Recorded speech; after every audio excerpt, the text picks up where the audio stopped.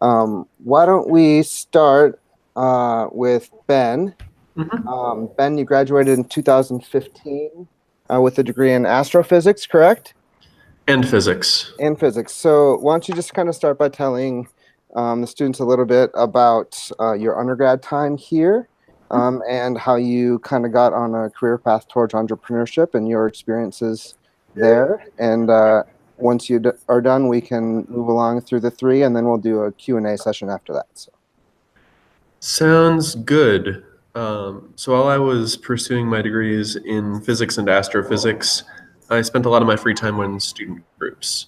So I was a member of the student group Tesla Works in its second year, got to be an officer there where I helped shape the Constitution and establish a few of our long-running activities and trends. I also founded the College of Science and Engineering Expo, a STEM outreach student group, and as well as being an officer on the Science and Engineering Student Board. Through the influence of those student groups and the fact that actual technical applications of a bachelor's degree in physics are not as common as I would have hoped, I ended up developing a preference for leadership roles, opportunities to sort of make my own way, plus the whole maker part of Tesla Works stuck with me. So the year after graduation, I joined a startup called Tesla Works CoCreateX, different, similar people, that emphasized supporting creative people in the Twin Cities community. It was a great bunch of people. I think the value proposition still needs a little bit of work.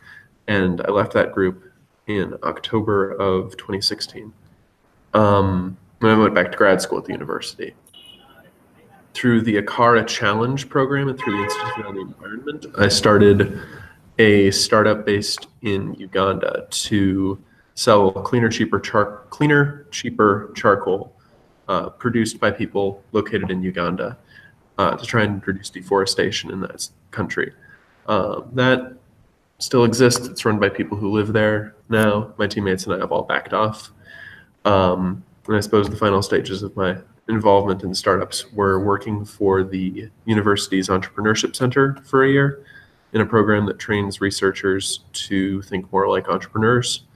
And my current project, which is called Motley. We're a 4-person team of mostly based out of a real estate developer downtown Twin Cities that is working with the University Foundation to make the East Bank Stadium Village area a better space for startups, artists, students, businesses, etc. And on a 4-person team, it can feel very startup-y some days. Awesome. Thanks so much. And let's go to Jared next. Yeah. So you wanted my time at the university? Yeah, talk about time ago. Yeah, whatever you can remember. No, it was important. I was in the theater program there, just a undergrad theater major, but putting my emphasis and focusing on theater was what I came there to do. And in the process of that, I started learning stage combat through a group there called On Guard, because I just thought it was the coolest thing. I had gone to the Renaissance Fair when I was 15 the first time, and I saw that human chess match, and I was like, wait, that's the thing you can do? And so yeah, while I was in college, actually, I was getting the training, and I actually auditioned and got cast in that very show. At the same time, a friend of mine introduced me to historical swordplay, actually kitting up and learning how to use the swords for real, how they would have been used back in the day. And I just thought that was amazing. He had learned it in Scotland. And so the whole time that I was in college pursuing theater, I was studying the stage combat, and then he and I were meeting once a week with a group called the New Dawn Duelist Society to do the historical stuff as well. So that everything kind of got started there. When I graduated from college, I wanted more, and so I moved to Edinburgh to study with that same fencing master in Scotland. There you go. New York. And it was, you guys still hear me? Yeah, you're just fine. Yeah. All right. Yeah, I was in Edinburgh when I met another fencing master who's in New York, and I trained with him a little bit in Edinburgh, and I thought it was amazing. So I said, I'm going to move to New York and train with you. So that was almost exactly 20 years ago. And so as on the European martial arts side of things, I trained with him, and 2 years ago became a fencing master myself, and the whole time pursued stage combat, fighting for film, and that's what I do full time now. Is half the time I'm training people to pretend to hit each other with swords, and the other half the time I'm teaching them how to hit each other with swords. Nice. All right, let's move on to Ruben. Hi, you can hear me, yeah? Yes. Okay. So I came from a different background. I am an electrical engineer by profession in the engineering field. So to start, to give a dang, I have graduated from before all of you guys. I graduated about 25 years ago. Actually, this is the 25th year since I graduated from University of Minnesota.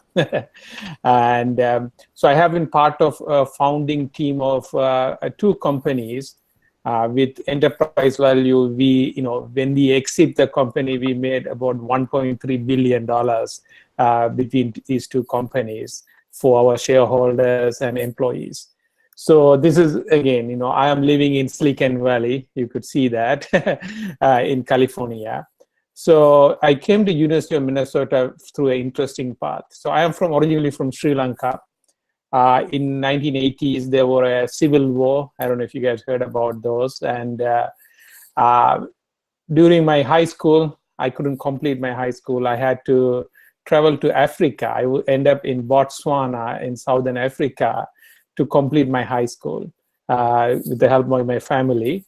So while I was there, I just applied randomly to school from the U.S. World News Report, and I found University of Minnesota to be exciting and interesting, and I applied and I got in. And it was affordability as well as the education, because it was 13th ranked public school in my field that time. So I chose to come. When I went to the visa officer to come to Minnesota, he was making fun of it. Do you know how cold it gets there? I never seen snow before, so I end up coming to Minnesota, and I spent there 3 years doing my undergrad studies in electrical and electronics engineering.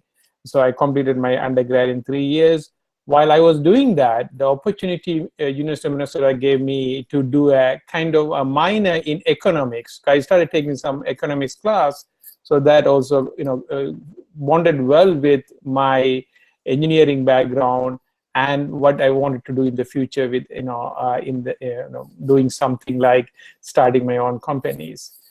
So I was part of many. I was part of many.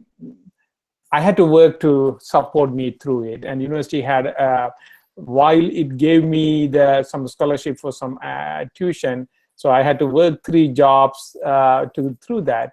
In that, I got very good experience. One of them I was doing through the IT, the Institute of Technology. I was the tutor. I became a master tutor there, tutoring a lot of different subjects. Then I was doing some grading for this economics class. And during that time, there was 2 professors in economics department. They were writing books. And that time the floppy disk was the one famous, not CD or USB or anything. It was before that.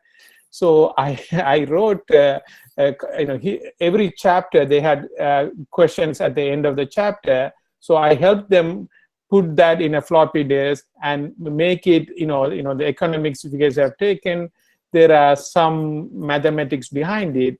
So we put those. I would have thought that would have been one of the earliest books would have come with a floppy disk for the homework assignment.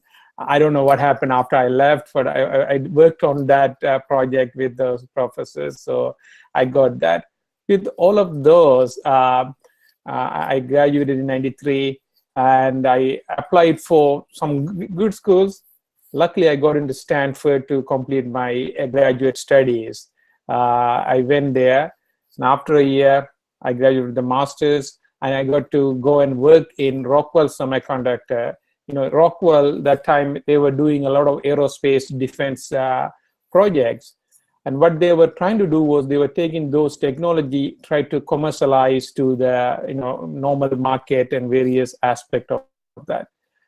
So I was one of the early ones to be hired, and I went to Southern California, especially Newport Beach, and started working with the engineers there who had worked in the semiconductor or these industries for 30, 40 years, building rocket ships, or the satellites, or various components, electronic components, which goes into these technologies. So I get to, those guys became my mentors. And after a couple of years working with them, and they were not interested in, running a team or running a group, they promoted me to run them while they were coaching me on the engineering side. So I got to learn all of those.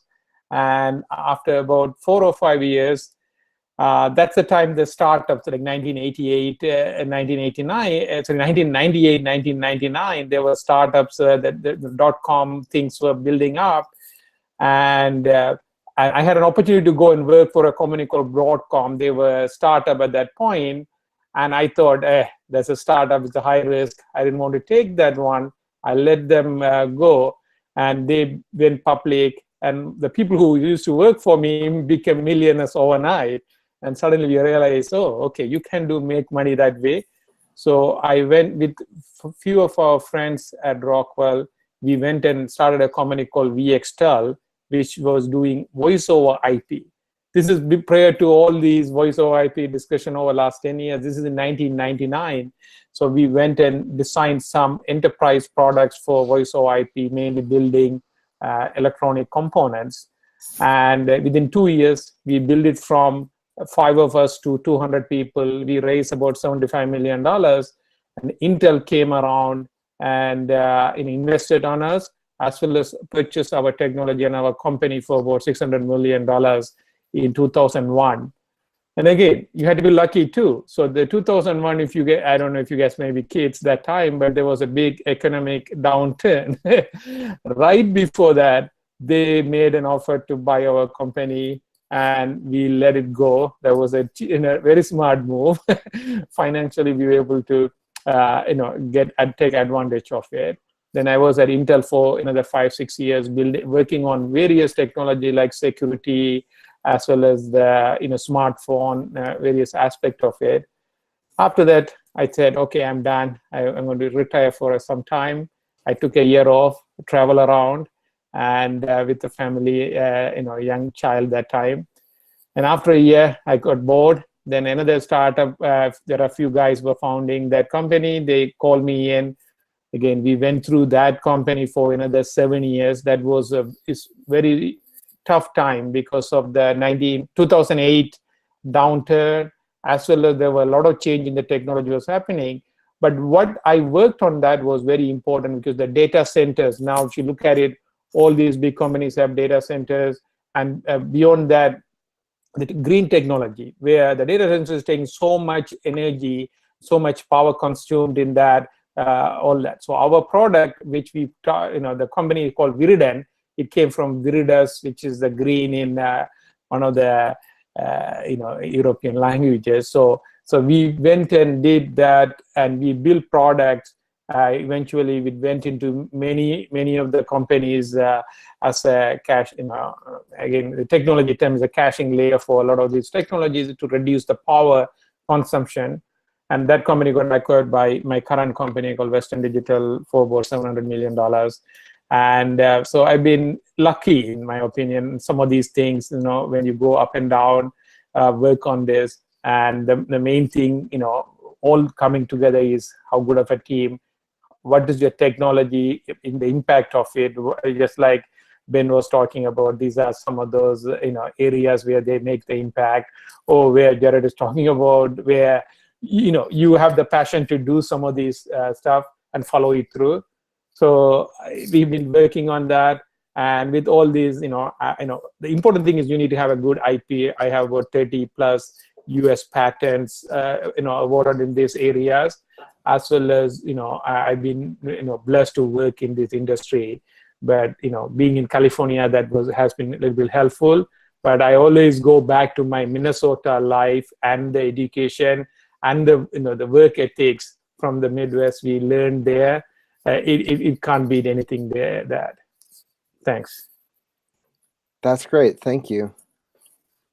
One of the things that strikes me when hearing from all three of you is that you have maybe something that you're focused on and passionate about, and then the other element of this is you've had to learn how to be an entrepreneur and learn how to navigate, the ins and outs of running a business. And I imagine that's very different for each of you.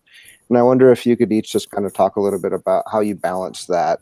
I'm running a business versus I'm also doing something that I'm passionate about, and what kind of conflicts might that bring up, and what kind of advice would you have for some of our students to kind of get through that?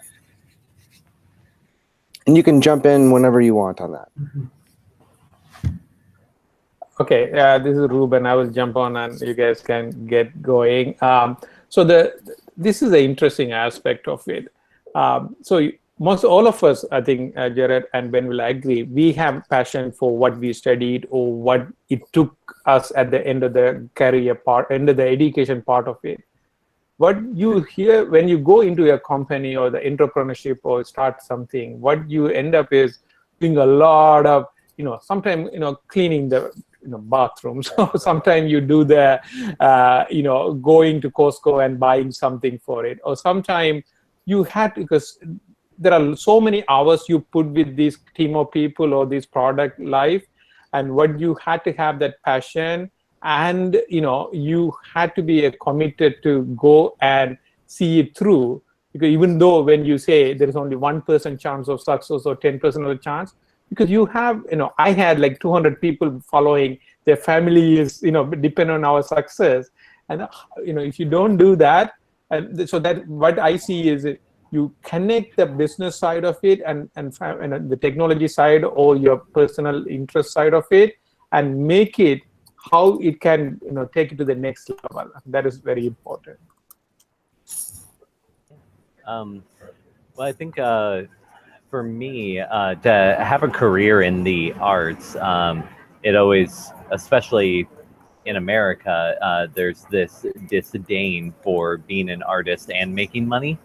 It's not so in the UK. When I was living over there, they consider busking a career path for the arts. Like it was a very helpful eye-opener to see that it's okay. You're not cheapening the art form by actually making your living doing it. I would say probably the hardest thing is knowing your worth. Because it's something that only you can dictate, and balancing that with what you're actually bringing to the table as an artist, so that you're not under or overcharging those things. Those are very difficult things to balance.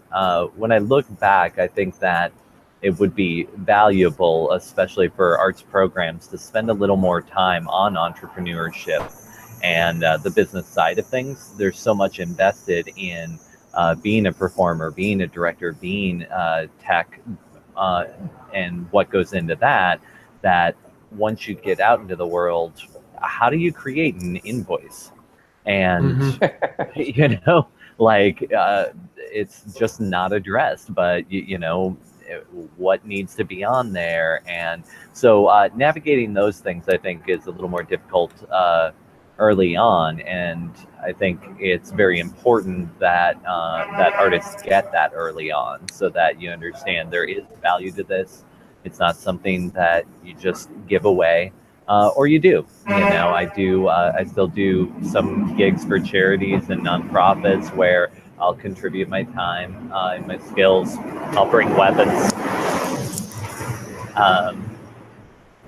but then. I think that, there are always going to be eventually then those gigs, like now when I'm working on like equity shows, we have unions for these things.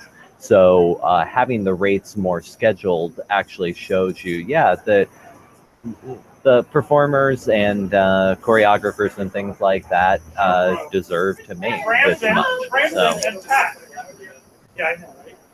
I really hope I don't end up entirely repeating what Ruben and Jared have said, because I think they got it right. I think that the best part and the worst part of being in a startup is that it's your responsibility to do everything. Yeah. And that's the highest of highs, designing the new part, getting, being in charge when the big event happens and everyone shows up and they're excited about it. But it's also like filing your expenses and keeping track of receipts and like doing the legwork to get everything where it needs to go when it needs to get there, or like stopping and buying food before the first meeting of the day, or just, it's all every little detail. And I think Jared made that, well, I think both of you made that point, that understanding the fundamentals of how to run a business is pretty essential for an entrepreneur of any background. And that's an area where I'm definitely still learning by doing. A point that I think Ruben emphasized more heavily was the team that you work with. And when you're spending 40, 60, whatever hours a week with people, you kind of get to know them very well, and you get to a point where either you work really nicely together, you are close, you can set boundaries between work and having fun, or like it doesn't go that well, and maybe even if your skills mesh well together, you as people are working on different spectra. Some of my teammates from CoCreateX occasionally fall into that category. Like, they're wonderful people, but working with them is stressful. So it's difficult to assess that about a partner before you've really been in the trenches with them. But it is something to be aware of. Just having a very frank conversation with the person that you're working with at the outset can save you a lot of stress down the road. Yeah, that's great advice. I'm kind of curious, amongst the three of you, how much, if any, formal coursework you took in terms of business and entrepreneurship or marketing or anything like that, at either the undergraduate or graduate level, and then how much of that do you recommend for students who are kind of more on a similar path to you, where they're not just in business school, but that is something that they're going to end up being applying? Well, I TA'd a course, but I haven't taken, I took 2 courses through the Acara program, mostly around value proposition design, less actual structure in terms of finance and business formation.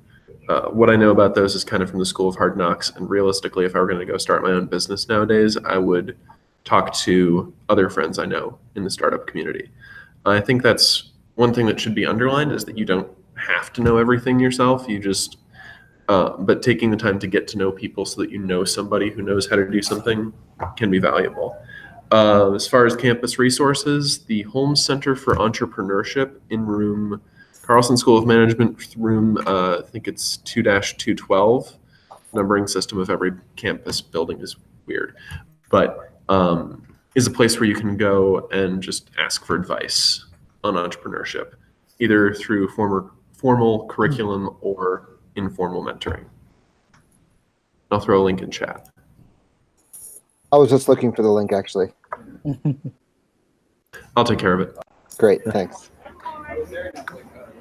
So this is Ruben. So to start on that, so to me, I was in the engineering department. I was taking most of the engineering classes, but I was lucky enough to, I didn't realize I wanted to take economics as a minor, but I took the first class. I had a nice professor and learned about all the various aspects of it. So, and then I started taking 4 or 5 classes in that area, going into various aspects of it.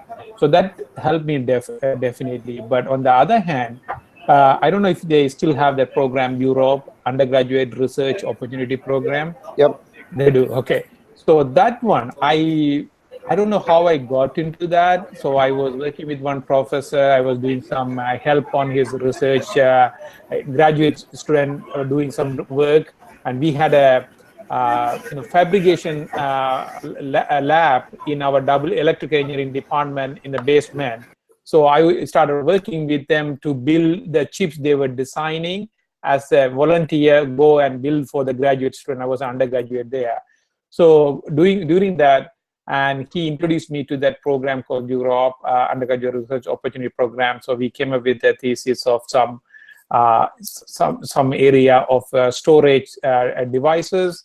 So we put together. So that became, we wrote a thesis, and we got some funding for it. So that gave me a lot of experience of end-to-end, writing a proposal and going do some experiment and writing end results and submitting the paper. So I went through that part. And third aspect of it, very interesting, I would say, is, so I used to come to the business school part of it in the weekends or after hours. They have these, they pay money for you to participate in some experiments. So there were a lot of the game theory experiments were going on that time. And I was one of the participant, so they pay in pennies. I mean, that's why it's not a lot of money. So, but you bid again. You have 10 people sitting in a room, and you are bidding, and so you bid. So it doesn't go to the highest bidder, but somebody, it's a game theory going back and forth between. So I participated in many of those. I made like $10, $20 maybe, but on the other hand, I learned about the tactical pricing, tactical when to withdraw, when to move forward, when to take some gamble. Those are aspects of it. I was surprised I got that kind of exposure and like a real time, and it's a real money on the line, not just academic. So that got me going too.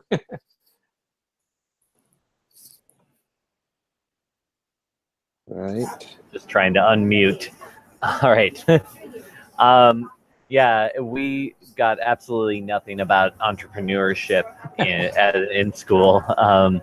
I feel fortunate. One of the things that I did very early on, starting in 2000, was coordinate a big sword fighting event. And this actually happened in Michigan for 11 years. And it was in having to promote that, run that, do the books for that, book the instructor, like all of that gave me a lot of experience. Told you, there's the fire truck.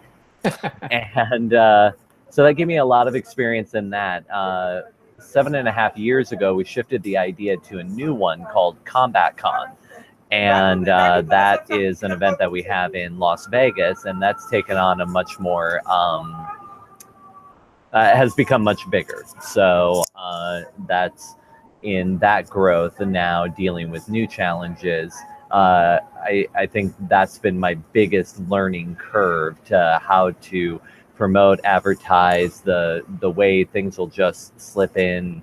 Those random things that are very specific. In Las Vegas, they have a live entertainment tax. Like, you have to pay extra if you bring a band in. Who knew until you make that mistake? And then they go after you for that bill. It's very much like Ben was saying, the School of Hard Knocks as far as that goes, trial and error. So I would highly recommend anybody that's pursuing something like this to get that kind of training and really approach it. It's not as glamorous as the work, but it's way more important so that you can do the work. All right, those are fantastic insights from all three of you. We still only have just the one student in the chat with us, though I can see that there are others who are watching the YouTube stream, although they haven't submitted questions. So, Emma, I hate to put you on the spot, but it's all you if you want to ask questions of the three panelists here. Let me see.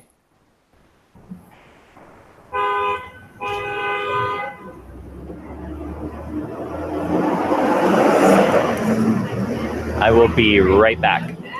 Okay. Emma, did you have any questions to add? Like he's muted, isn't Yeah, we can't hear Emma. Oh, I've got her now. You good? Okay.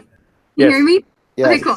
Yeah, thank you for, taking the time to do this and everything. I feel weird being like the only person in the chat. But anyway, I was, especially for Jared, I'm a theater major. Do you have any advice for like being in the arts? Like what is the most challenging part about like being an artist and being kind of freelance and doing your own thing? Yeah, I think probably the most difficult thing is to just pursue your passions with zeal. Like there are things that you do that you love, and if you keep doing that, the universe has this way of kind of bringing a gravitational pull towards that, especially when you're really enthusiastic about it. Nobody, even back when I was in school, nobody ever said, go make a living being a sword fighter. Yeah. I mean, that sounds ridiculous, but it's literally what I do. And I also train people in knife fighting and personal defense. And, I do unarmed fights and stuff like that. So those are all part of that. But really, when it boils down to it, that's the common denominator. And so there wasn't a path that was obvious or laid out for me. It's just as long as I kept doing it, these opportunities came up. And so, if some of the stuff is extremely random, but I've been to at least a dozen different countries that have brought me out to train them. People come to me in New York from all over the world to train with me now. This Friday, if you watch Blue Bloods, you'll see me get a decanter broken over my head. Oh, that's fun. Yeah. Well, you won't see me. I'm stunt doubling the actor. So, gotcha. You'll just see my bald head. That's cool. And then in a couple of months, I'll be a uniform officer on Gotham. No swords in that one either. Yeah. But it's all this kind of tangential stuff just comes in, and it's awesome. So you do it. But train and learn this stuff.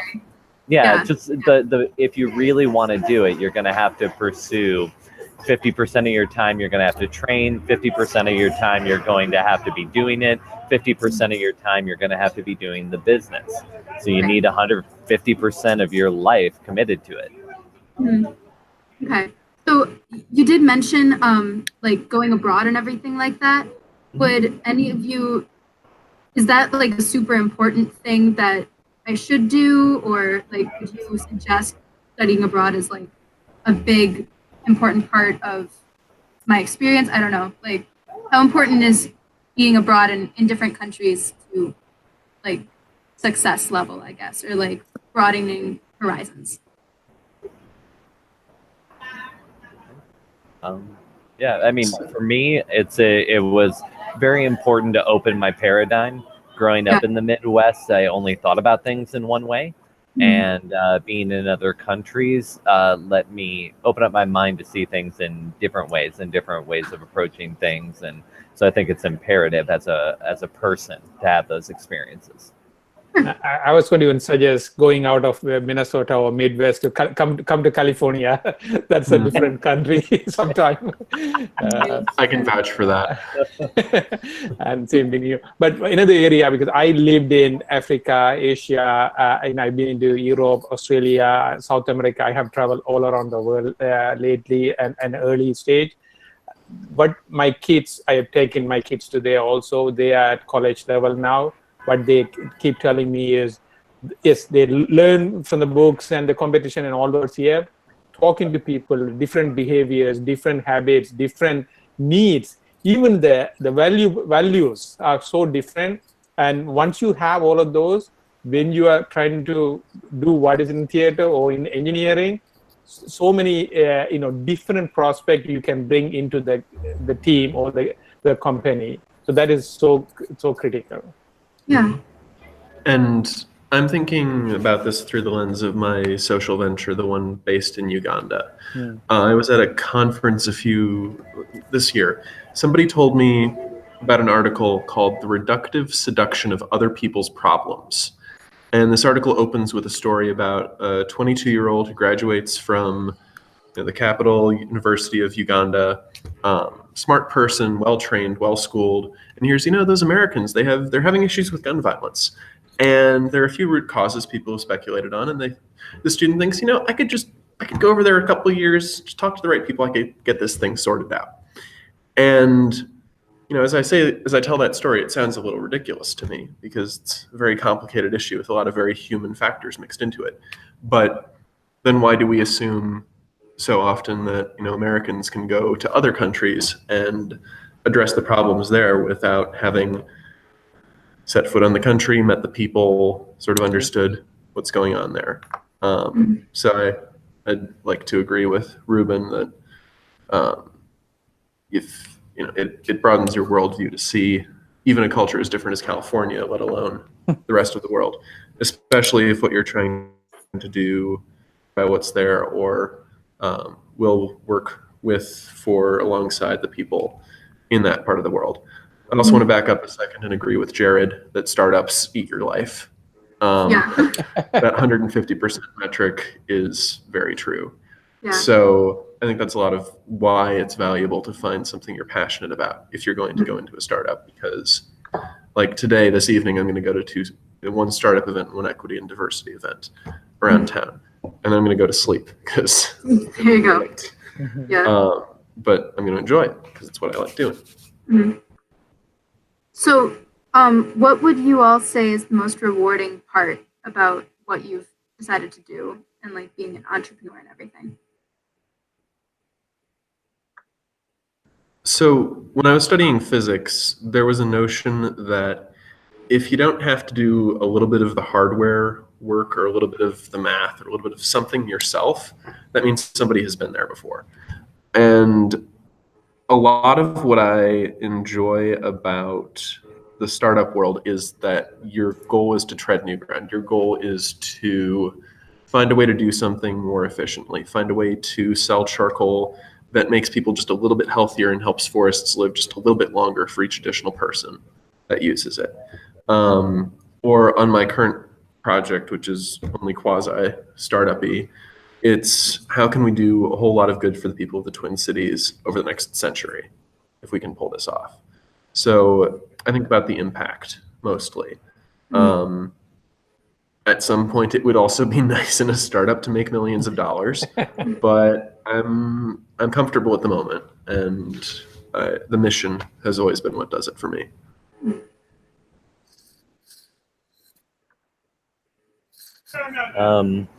Yeah, for me, it's really the work, and the thing that I love most about it is how random it is. Because people are booking me to do these things, I didn't know in February that I would be traveling to Portugal and then Milan to train people in May. It's very exciting to get those calls, and every once in a while, just like so many of the gigs are dreams come true, and then you realize dreams you didn't even have come true.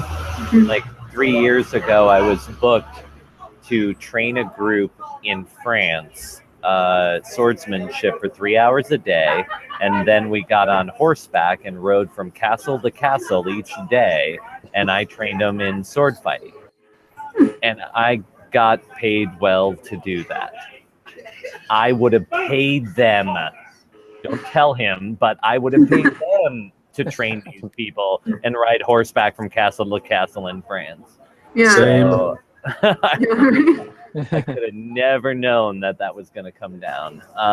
So for me, when there are gigs that are harder or when things are a little tougher, I have those opportunities come up that go, yeah, I couldn't have even imagined this, which is why I constantly put the emphasis on passionately pursuing what you love. Yeah. And then these other things come in. Yeah.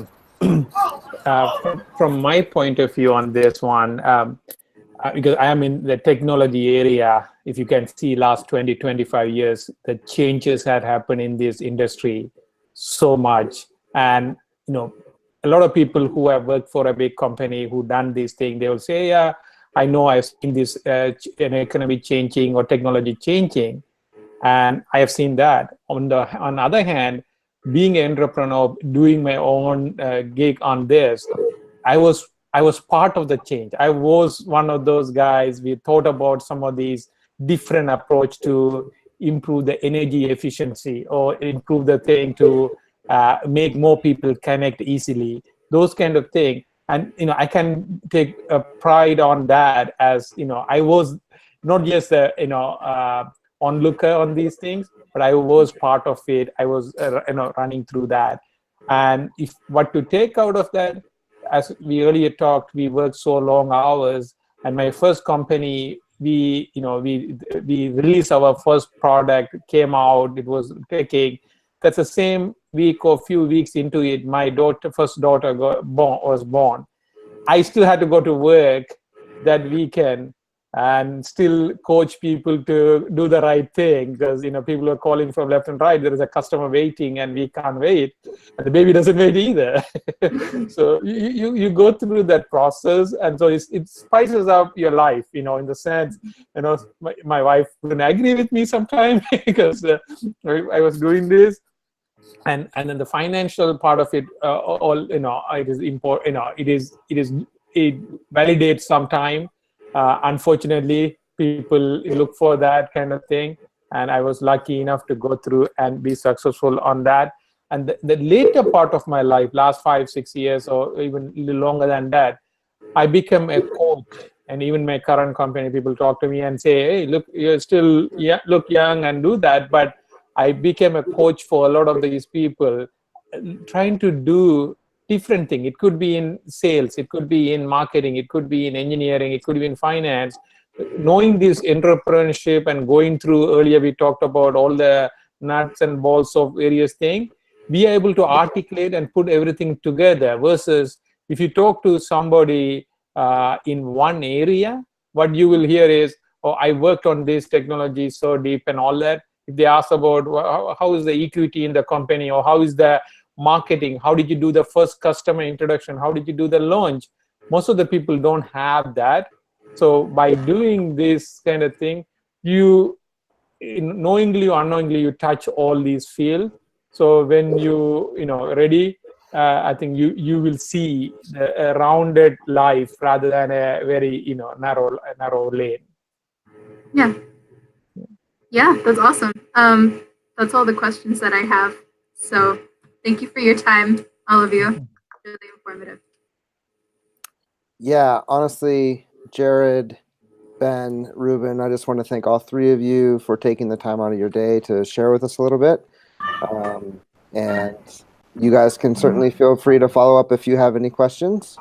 And we will leave it at that, unless anybody has anything else they'd like to add. I think the only thing worth adding here is, we've all sort of hinted at this, but we've been focusing on the high points of our entrepreneurial journeys.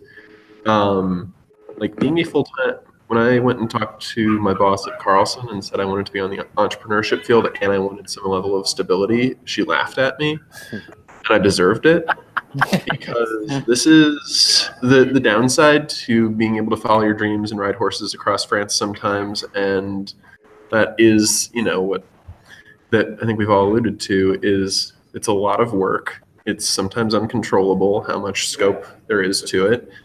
Sometimes, like, your company doesn't make money, so you don't get paid, and that can be tough.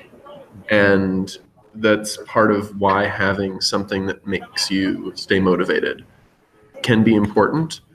And at the end of the day, you often end up making decisions of, okay, do I care about this enough to persist with it? Or like, should I let this startup go so that I can finish my homework and graduate? Or get a job and pay for rent and food more sustainably, or whatever. So there are harsh choices from time to time, and it is very valid to look at one of those and say, you know, maybe this isn't for me for right now. I want to take a step back and get more stability before I try this again. Yeah. So to me, on that, the last line I would add is, be humble. I mean, because some of these things, you know, a lot of these people compare themselves to Steve Jobs and various big guys who are done, very stubborn or very nasty little people. You consider them. But I think a lot of people are, you know, the good people get ahead to be humble when you don't know. And the second part of it, which worked for me from University of Minnesota when I did my undergraduate research opportunity program with a professor, just ask. Just walk into a person and say, I'm thinking if I want to do this. I think that's what I think Ben alluded to it. And they will say you are full of it or not. And sometimes if you can withstand that, you may get ahead. Or sometimes they may become your mentors, or they may coach you, or they may give you the answer. The second part of it, the just ask part of it, even when I know the answers to it, I ask the question. What that is that brings other person to, you know, he will tell the same answer you may have had, but you are giving him a credit that, okay, he coached you. So then you become a part of the problem rather than a part of the solution, sitting outside and saying he didn't do it because he told you this is the way to do it. So I always do that. People ask me, even after this experience, you are acting like you don't know anything and you're asking that guy. I said, I know some, but I just want to confirm and let him be my coach. And that way, he will take you to places where he say, this guy is a humble guy. I know I can trust him. So just be humble, just ask. In the arts, be early and be courteous. Mm-hmm. Okay. That's 90% of it, right? Yeah. So. Thank you. All right. Well, thank you all so very much, and take care and have wonderful nights, okay? Thanks so much. Thank you. Thank you. All right. Thank you. Have a good one, guys. Bye.